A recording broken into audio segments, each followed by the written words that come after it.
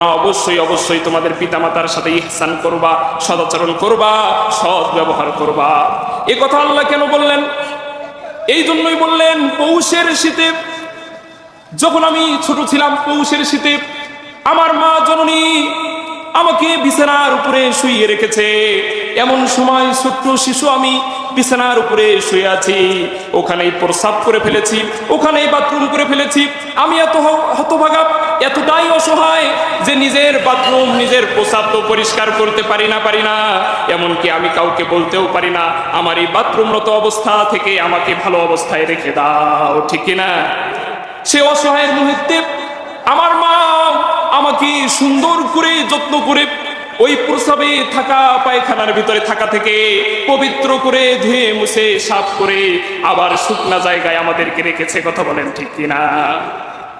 আল্লাহ রাব্বুল আলামিন বলছে শুধু তাই নয়, হামালাতুহু উম্মুহু ওয়াহনান আলা ওয়াহনিন, তোমার মা কষ্টের পর কষ্ট সহ্য করেছে তোমাকে জন্ম দিতে। কিরকম কষ্ট সহ্য করেছে একটু কল্পনা করেন, একটু ধারণা করেন। কেন আল্লাহ তার পরের স্থানটাই পিতামাতাকে দিলেন? জানার দরকার আছে না নাই?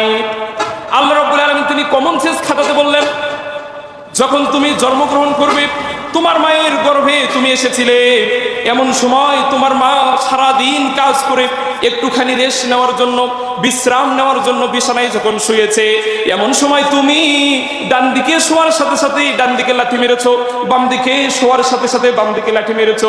যখন একটু সোজা হয়ে শুয়েছে তুমি আবার লাথি মেরেছো। তোমার মা ঘুমায় নাই, তোমার মা সারা রাত বিছানা থেকে উঠে দাঁড়িয়ে থেকে রাত পার করে দিয়েছে, ঠিক কিনা? কষ্টের পর কষ্ট তোমার মা এইভাবে সহ্য করেছে। অনেকে আমরা আছি, আমাদের মা বাবাকে এখন আমরা যখন চলাফেরা করতে পারি, দুনিয়ায় ঘুরতে পারি, এখন আমরা মাকে বলি বুড়ি, বাবাকে বলি বুড়া। কথা বলেন ঠিক কিনা? বুড়ার বুড়ির গায়ে আছে না নাই?